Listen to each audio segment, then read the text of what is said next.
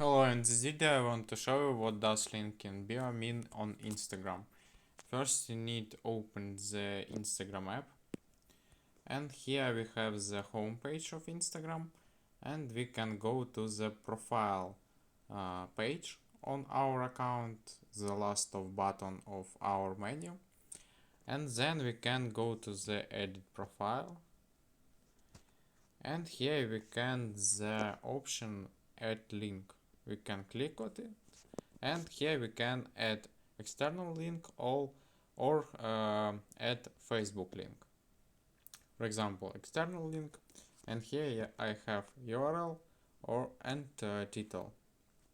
And then, for example, I go to my TikTok account and click on the share profile, and then click copy link. Then I go to my Instagram account back, and here I can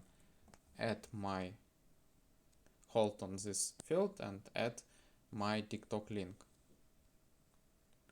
And then I click on the title, for example, my TikTok.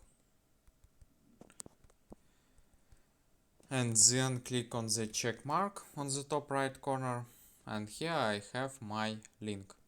Click on the back arrow and click on the check mark on the top right corner again, and as can we see, in my profile I have my link on to TikTok account. And this is all for today. Goodbye.